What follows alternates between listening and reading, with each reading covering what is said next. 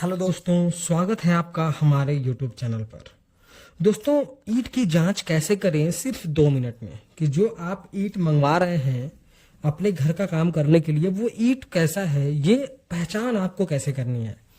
तो देखिए, उसके 2 तरीके होते हैं। पहला तरीका ये है कि हम कुछ लैब टेस्ट करते हैं और दूसरा तरीका ये है कि हम साइट पर ही या फिर जहां से हम ईंट परचेस करने वाले वहीं पर हम कुछ छोटे मोटे टेस्ट कर लेते हैं। देखिए, घर बनाने में ईंट का सबसे ज्यादा उपयोग किया जाता है और इसका रोल भी बहुत इंपॉर्टेंट है। ये हमारे घर का जो है कवरिंग एरिया होता है या फिर पार्टीशंस करने के काम आता है। लोड बेरिंग स्ट्रक्चर बना रहे हैं तो पूरे छत का लोड लेने में काम आता है। तो ये जो ईंट है वो हमारे घर का एक बहुत ही इंपॉर्टेंट जो है कंपोनेंट है। तो जो आप ईंट मंगवा रहे हैं, आप कैसे पता लगाएं कि ईंट कैसी है। क्योंकि अगर ईंट खराब आपने मंगाई तो मकान में क्रैक भी आ सकते हैं और जो आपने इतने मेहनत से अपना घर बनाया उसमें जो है उसकी जो खूबसूरती है, उसका जो स्ट्रेंथ है, उसमें कमी आ सकती है। तो देखिए, क्या है कि ईंट कुछ 3 तरह की आती है, जिसको हम first quality brick, second quality brick और थर्ड क्वालिटी ब्रिक बोलते हैं। हम बात कर रहे हैं रेड ब्रिक के बारे में। तो फर्स्ट क्वालिटी ब्रिक यानी कि जिसका स्ट्रेंथ ज्यादा है, जिसकी क्वालिटी ज्यादा है, जिसका शेप अच्छा है। सेकंड क्वालिटी ब्रिक का मतलब कि उसकी क्वालिटी फर्स्ट वाले से थोड़ी कम है, वो कम पका हुआ ईंट है। और थर्ड क्वालिटी का ईंट यानी कि जो थोड़े टेढ़े मेढ़े होंगे, जिनका जो है काफी अच्छे से पके नहीं होंगे, वो जो बिल्कुल नीचे वाले होते हैं, उनके बारे में। तो देखिए, कैसे आपको पता करना है, क्योंकि अगर आप भट्ठे पर ईंट लेने जाएंगे तो वो आपको कुछ भी दे देगा, आपको बेवकूफ बना देगा, आप समझ ही नहीं पाएंगे। तो आपको क्या करना है, सबसे पहले जो आप ईंट परचेस करने जा रहे हैं, चाहे आप भट्टे से लेने जा रहे हैं या फिर आपके घर ईंट आ गई है, तो आपको क्या करना है, सबसे पहले आपको उसका कलर देखना है। कलर, सारे के सारे कलर रेड होने चाहिए और सेम कलर के होने चाहिए। ऐसा बिल्कुल भी नहीं कि उसमें कुछ व्हाइट हो, उसमें कुछ जो है काला हो, ऐसा नहीं होना चाहिए। सारा का सारा जितना भी आपने ईंट मंगाया है वो रेड दिखना चाहिए और एक समान दिखना चाहिए। ये सबसे पहली प्रॉपर्टीज आपको चेक करनी है, क्योंकि सफेद दिखने का मतलब कि उसमें जो है कुछ हमारे जो सॉल्ट होते हैं, जिनको सॉल्युबल साल्ट बोला जाता है, तो उनके प्रेजेंस में ये सारी चीजें सफेद होती हैं। इसके बारे में हम थोड़े और आगे के वीडियो में बात करेंगे। तो पहले क्या करना है कि आपको कलर देखना है। सफेद नहीं होने चाहिए, काले ना हो। काले होने का मतलब कि बहुत ज्यादा पका ना हो कि वो काला ही हो गया हो, तो ऐसा आपको चेक करना है। दूसरा आपको चेक करना है कि उसकी साइज। अभी हमारे यहाँ जो ईंट मिल रही है रेड, उसकी साइज है 90 mm by 90 mm by 190 mm। तो अगर आप जो ईंट लेने जा रहे हैं तो एक ईंट की साइज को मेजर कर लें और उसके बाद देखें कि सारे के सारे ईंट इसी साइज के हों और समान हो, टेढ़े मेढ़े ना हो, किसी का धार कोर न टूटा हो, बीच से ना कहीं क्रैक हो। ऐसा आपको ईंट नहीं लेना है। जब आप फर्स्ट क्वालिटी का ईंट ले रहे हैं तो साइज बिल्कुल सेम होनी चाहिए। उनकी जो धार कोर आउटर एरिया होता है वो बिल्कुल फ्रेश होना चाहिए।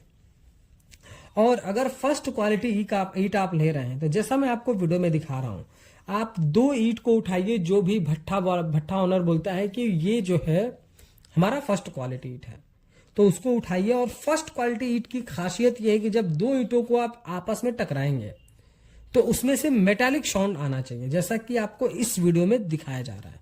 यहां पर आप मेटालिक साउंड सुन सकते हैं।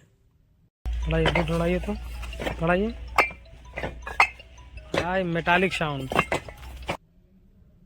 तो कुछ इस तरीके का मेटालिक साउंड आना चाहिए, जैसे 2 लोहे को लड़ाते हो उस तरीके का साउंड आना चाहिए। और अगर नहीं आए तो आप समझ लीजिए कि ईंट अंदर से या तो खोखली है, कम पकी है, या फिर उसमें लम्स ज्यादा हो सकते हैं। अगला हमारा है हार्डनेस टेस्ट। हार्डनेस टेस्ट का मतलब है कि हम उस पर वो कितना प्रेशर झेल पा रहा है।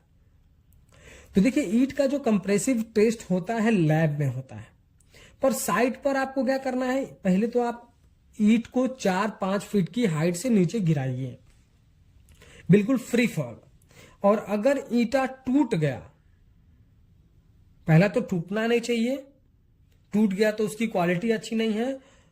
और अगर टूट गया तो भी उसमें आप एक चीज चेक करें कि वो शेप में टूटा है या फिर कई टुकड़ों में टूटा है, यानी उसके कई सारे टुकड़े हुए हैं या 1-2 टुकड़े हुए हैं।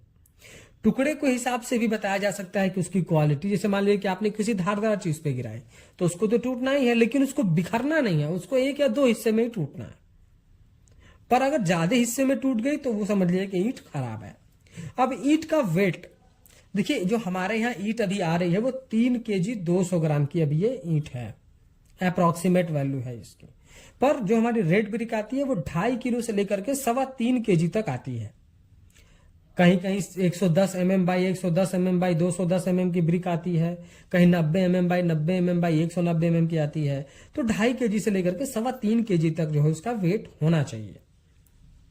अब अगला क्या करना है आपको कि जब आप ईंट लेने जा रहे हैं तो एक ईंट उठाएं और उस पे लोहे की कील या फिर किसी नुकीली लकड़ी से स्क्रैच करें। अगर स्क्रैच डीप हो रहा है, गहरा हो रहा है, तो क्वालिटी अच्छी नहीं है, वो अच्छे से पका नहीं है।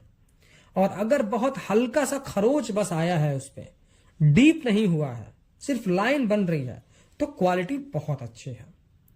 अब क्या है कि अगर आप देखना चाहते हैं कि जो आप ईंट लेने जा रहे हैं वो कितना अच्छा है, तो टुकड़े पड़े हुए ईंटों को उठाएं और उसको देखें। जैसा मैं आपको ये दिखा रहा हूं, देखिए इसमें थोड़े बहुत लम्स दिख रहे हैं। इन लम्स दिखने का मतलब कि इसमें एयर वॉइड्स ज्यादा है, यानी ये लोड को कम बियर करेगा। बिल्कुल फ्रेश एकदम आपको ईंट मिलना मुश्किल है, पर इस तरह थोड़े बहुत लम्स रहेंगे तो काम चल सकता है। पर बड़े होल्स नहीं दिखने चाहिए।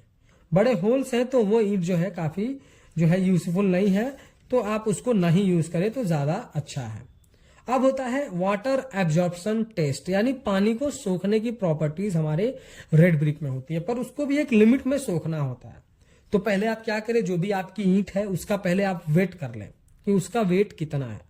मान लीजिए कि आपने कोई वेट करा वो 3 किलो के आसपास का है, ठीक है। और फिर इसको क्या करें, पानी में डिप करते हैं। जो आप वेट था आप उस वेट को लिख लीजिए और फिर जिस ईंट को आपने वेट किया उसको पानी में 24 घंटे के लिए डुबो कर रख दीजिए।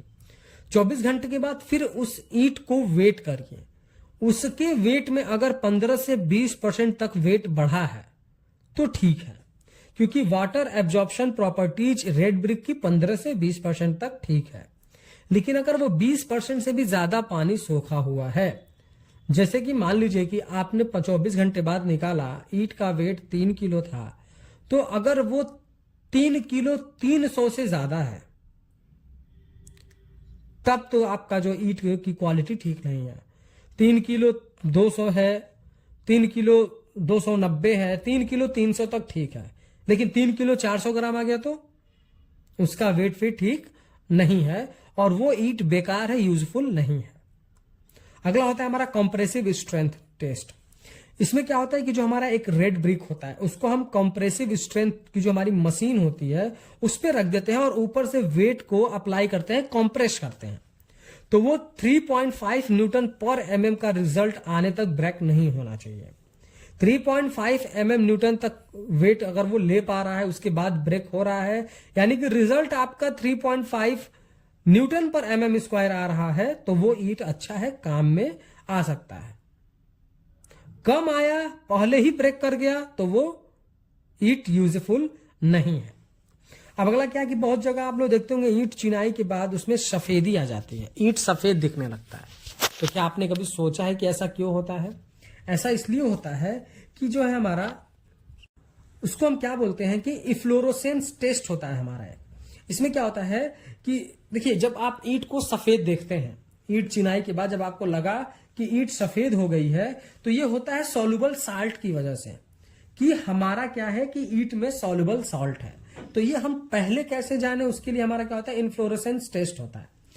क्या करते हैं हम उसमें ईंट को लेकर के 24 घंटे तक पानी में डुबो देते हैं और डुबोने के बाद 2 से 3 दिन तक उसको सूखने के लिए रख देते हैं। सूखते समय अगर उसमें सफेदी की परत चढ़ जाती है, अगर थोड़ी बहुत चढ़ी हुई है तो चलेगा, लेकिन ज्यादा चढ़ा हुआ जैसा वीडियो में दिख रहा है तो उसमें सॉल्युबल साल्ट की मात्रा ज्यादा है, यानी नमक उसमें ज्यादा है। और इस तरह का ईंट आपको यूज नहीं करना है, क्योंकि वो जो सफेदी वाला पार्ट है वो आगे चल करके बारिश के मौसम में झड़ने लगेगा, वहां से ईंट खराब होने लगती है। तो आपको क्या करना है कि सॉल्युबल साल्ट वाला आपको ईंट नहीं यूज करना है। तो वीडियो पसंद आया हो तो प्लीज वीडियो को लाइक कर दे, और अगर चैनल पर नए हैं, कंस्ट्रक्शन से रिलेटेड ऐसे ही इंफॉर्मेटिव वीडियोज इन फ्यूचर देखना चाहते हैं तो प्लीज़ चैनल को सब्सक्राइब करके बेल नोटिफिकेशन को ऑल पर प्रेस कर दें। Thank you.